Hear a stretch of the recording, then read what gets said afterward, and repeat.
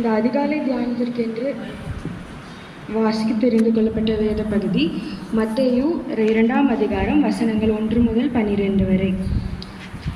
ஏரோது ராஜாவின் நாட்களில் யூதேயாவில் உள்ள பெத்லகேமிலே இயேசு பிறந்த பொழுது கிழக்கில் இருந்து சாஸ்திரிகள் எருசலேமுக்கு வந்து, யூதருக்கு ராஜாவாக பிறந்திருக்கிறவர் எங்கே?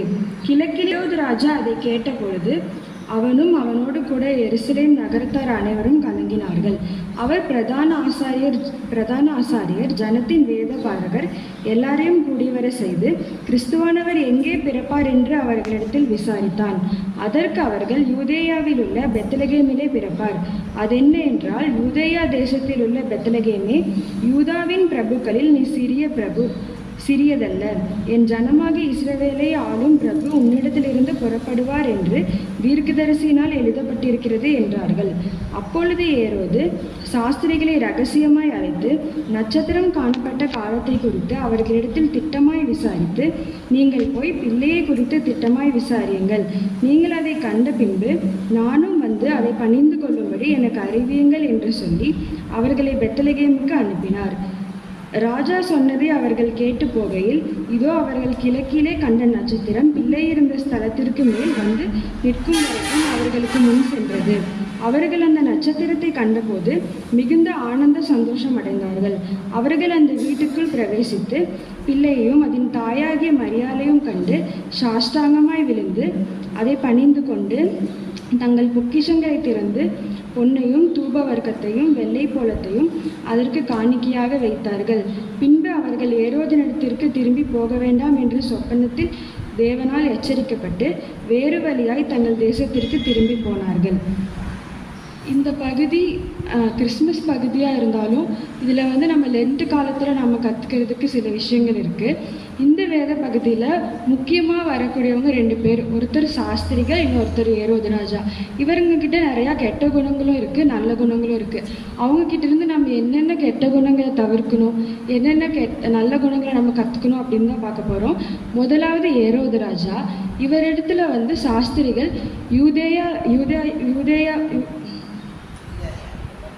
யூதருக்கு ராஜாவாக பிறந்திருக்கிறவர் எங்கே அப்படின்னு சொன்ன உடனே அவர் ரொம்ப கலங்கிட்டார். அவருக்கு போட்டியாக இன்னொரு ராஜா வந்துடுவாரோ அப்படின்னு சொல்லி பயந்து அந்த ஊரில் இருக்க வேதபாரகர், அதுக்கப்புறம் ஜனத்தின் வேதபாரகர், பிரதான ஆசாரியர் எல்லாரையும் கூப்பிட்டு அடுத்தது என்ன பண்ணணும் அப்படின்னு சொல்லி அவர் எல்லாருக்கூடையும் பேசினார். இதே போல தான் நாமளும் நம்ம வாழ்க்கையில் ஏதாவது ஒரு பயப்படக்கூடிய காரியம் ஏதாச்சும் நம்ம வாழ்க்கையில் வந்துச்சுன்னா உடனே நம்ம பயந்து மற்றவங்க எல்லாருக்கிட்டையும் போய் என்ன பண்ணணும் அப்படின்னு நம்ம வந்து எல்லாருக்கிட்டையும் கேட்குறோம். அப்படி இல்லாதபடி நம்ம வந்து ஏசப்பாவை நோக்கி பார்த்து தேவரை நம்பி அவருக்காக ஜெபம் பண்ணி மற்றவங்க கிட்ட ஆலோசனை கேட்டாலும் ஏசப்பா கிட்ட நம்ம ப்ரேயர் பண்ணி அவர் வந்து என்ன வழி சொல்கிறாரோ அதன்படி நம்ம நடக்கணும். எதை கண்டும் நம்ம வந்து பயப்படக்கூடாது. அடுத்ததாக அவர் வந்து சாஸ்திரிகர்கிட்ட போய், நீங்கள் போய் ஏசப்பாவை பார்த்துட்டு எங்கே இருக்காருன்னு சொல்லுங்கள், நானும் வந்து வணங்குறேன் அப்படின்னு சொல்லுவார். ஆனால் ஏரோது ராஜா வந்து ஏசப்பா வந்து வணங்கணும் அப்படிங்கிற நோக்கத்தில் எதுக்காக அதை சொல்லலை. அவருடைய நோக்கம் எல்லாம் நமக்கு போட்டியாக ஒரு ராஜா வந்துடக்கூடாது, நமக்கு போட்டியாக இருந்துடக்கூடாது அப்படிங்கிறது அவருடைய நோக்கம். ஆனால் சாஸ்திரிகள் கிட்ட போய் அவர் என்ன சொல்லுவார்னா, நீங்கள் போய் பார்த்துட்டு என்கிட்ட வந்து சொல்லுங்கள், நானும் ராஜாவை வந்து வணங்கணும் அப்படின்னு சொல்லுவார். இந்த மாதிரி தான் நாமளும் நம்ம வாழ்க்கையில் நிறையா நேரத்தில் நமக்கு ஏதாவது கிடைக்கணும் அப்படிங்கிறதுக்கோ இல்லை ஏதாவது கெட்ட விஷயத்தை தவிர்க்கணும் அப்படிங்கிறதுக்காகவோ நம்ம நிறையா இடத்துல மாற்றி பேசிடுறோம். அந்த மாதிரி இல்லாதபடி நம்ம வந்து உள்ளம் ஒரே மாதிரி, அது என்ன சொல்லுதோ அதே மாதிரி நம்ம வெளிப்படுத்துகிறவர்களாக இருக்கணும். அதே போல் ராஜா கடைசியாக வந்து இப்படி யூதருக்கு ராஜாவாக பிறந்துட்டார் அப்படின்னு தெரிஞ்சோன்னே 2 வயசுக்கு உட்பட்ட எல்லாரையும் கொல்ல சொல்லி வந்து சட்டம் போடுறாரு. அதனால் நிறையா பேர் வந்து ஏசப்பா காப்பாற்றப்பட்டிருந்தாலும் நிறையா குழந்தைகள் வந்து இறந்து போனாங்க. நிறையா புலம்பலும் அழுகையுமா இருந்தது. இது மாதிரி நாம் வந்து நிறையா நேரத்தில் மற்றவங்களுக்கு எந்த கெடுதல் வந்தாலும் பரவாயில்ல, நமக்கு நல்லது நடந்தால் போதும், நம்ம சுயநலமாக நடந்துடுறோம். அந்த மாதிரி இல்லாதபடி மற்றவங்களை காயப்படுத்துகிற வார்த்தைகள் பேசிடுறோம். அப்படியெல்லாம் இல்லாதபடிக்கு நம்ம வந்து ஏசப்பா சொன்னது போல் நம்மளை நேசிக்கிற மாதிரியே மற்றவங்களையும் நேசிக்கணுங்கிறதுபடி நம்ம எந்த கெடுதலும் வராதபடி நமக்கு சுயநலமாக இல்லாதபடி நம்ம இருக்கணும். இந்த மாதிரி ஏரோது ராஜா வந்து நிறையா கெட்ட காரியங்கள் அவர்கிட்ட இருந்துச்சு. அது எல்லாத்தையும் நம்ம தவிர்த்து நம்ம நல்ல காரியங்களை மட்டும்தான் நம்ம வாழ்க்கையில் வச்சுக்கணும். அதுக்காக சாஸ்திரிகள் என்னென்ன பண்ணாங்க அப்படின்னா, அவங்க வந்து கிழக்கிலே நட்சத்திரத்தை கண்ட உடனே, சாஸ்திரிகள்ங்கிறவங்க நிறையா படித்தவங்க, அவங்க வந்து நிறைய செழிப்போடு இருந்தவங்க. ஆனாலும் கூட அவங்க வந்து அந்த கிழக்கு அந்த நட்சத்திரத்தை பார்த்து தேவனை தேடி வந்தாங்க. அவங்களுக்கு நிறையா சொத்து சுகம் இருந்திருக்கும். ஆனாலும் அது எல்லாத்தையும் விட்டுட்டு ஏசப்பாவை தேடி ஏசப்பாவை பார்க்கணும் அப்படிங்கிற வாஞ்சையோடு ஏசப்பாவை தேடி வந்தாங்க. வந்து அரண்மனையில் பார்த்தாங்க. அதே போல் நாமளும் வந்து நம்ம வாழ்க்கையில் வந்து ஏசப்பாவை தேடி போகணும். இப்போ நமக்கு வந்து ஏசப்பா நம்ம உலகத்தில் வந்து வாழ்ந்துட்டு போயிருக்காரு. அது எல்லாம் நமக்கு தெரிஞ்ச அவரை முன்மாதிரியாக வச்சு அவர் என்ன பண்ணாரோ அதை நம்ம பின்பற்றி, எப்படி இவங்க எல்லாரும் பின்பற்றி போனாங்களோ அதை நம்ம வந்து பின்பற்றி நம்ம வந்து போகணும்.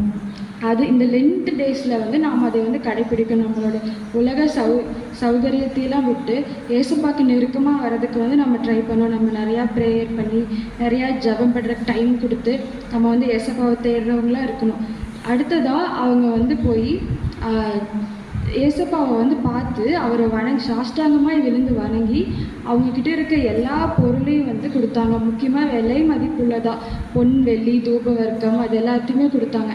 பொன் வெள்ளி தூப வர்க்கம் எல்லாமே அவங்கக்கிட்ட இருக்கிறது ரொம்ப விலை மதிப்புள்ளது. அதே போலவே நம்மளும் நம்மக்கிட்ட இருக்கக்கூடிய காணிக்கை எல்லாத்தையும் நம்ம வந்து ஏசப்பாக்காக கொடுக்கணும். அவர் வந்து அவங்கக்கிட்ட இருக்கிறதுல பொன் வெள்ளி தூபவர்கள்லாம் ரொம்ப விலை மதிப்புள்ளது. அதே மாதிரி நம்மக்கிட்ட இருக்க விலை மதிப்பு இல்லாததை தாண்டி நம்மக்கிட்ட நிறையா தாளந்துகள் ஏசப்பா கொடுத்துருக்காரு. அது எல்லாத்தையும் நம்ம வந்து ஏசப்பாக்காக உபயோகப்படுத்தி நம்மளோட நேரம், நம்மளோட அன்பு, நம்மளோட இதயம், முக்கியமாக நம்ம தூய்மையான நம்மளோட இதயத்தை வந்து ஏசப்பாக்காக கொடுத்து நாம் வந்து அவரை வந்து மகிமைப்படுத்தணும். அப்படின்னா நம்மளோட வாழ்க்கையை வந்து அவர் மாற்றுவார். அடுத்தது சாஸ்திரிகள் வந்து போய் ஏசப்பாவை பார்த்துட்டு அதுக்கப்புறம் ஏரோது ராஜா கிட்ட வந்து சொன்னார். ஆனால் அதுக்கு முன்னாடியே சொப்பனத்தில் வந்து தேவனால் அவங்களுக்கு வந்து தெரியப்படுத்தப்பட்டு வேறு வழியாக சென்றாங்க.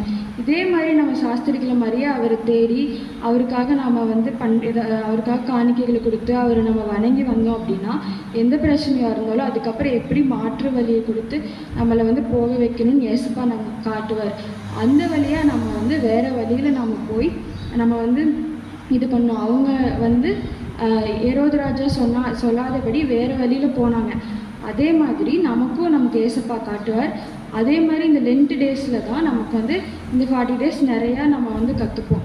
அது எல்லாத்தையுமே வந்து இது எல்லாத்தையும் மாற்றி இனி அடுத்து வரப்போகிற வாழ்க்கையில் அந்த பழைய வழிகளெல்லாம் விட்டு எப்படி சாஸ்திரிகள் புது வழியில் போனாங்களோ அதே மாதிரி நம்ம புது வழிகளில் போய் நம்ம வந்து ஏசப்பாவை மகிமைப்படுத்தணும்.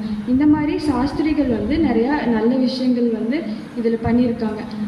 ஏரோது ராஜா கிட்ட பார்த்த கெட்ட விஷயங்கள் எல்லாத்தையும் நம்மளோட வாழ்க்கையில் நம்ம வந்து தவிர்த்து இந்த சுயநலம், பாசாங்குத்தனம் இந்த மாதிரிலாம் இல்லாதபடி சாஸ்திரிகள் எப்படி ஏசப்பாவை தேடினாங்களோ அவரை தேடி போய் அவருக்காக வந்து ரொம்ப தூரம் உலக சௌகரியங்கள்லாம் விட்டு போனாரோ அந்த மாதிரி நாமளும் தூரமாக அவரை பின்தொடர்ந்து போய் அவரை வணங்கி அவருக்காக நமக்கிட்ட இருக்க காணிக்கைகள் விலை மதிப்பல்லது எல்லாத்தையுமே கொடுத்து நம்ம இது பண்ணோம் நம்மளோட வாழ்க்கையை வந்து மாற்றுவார்.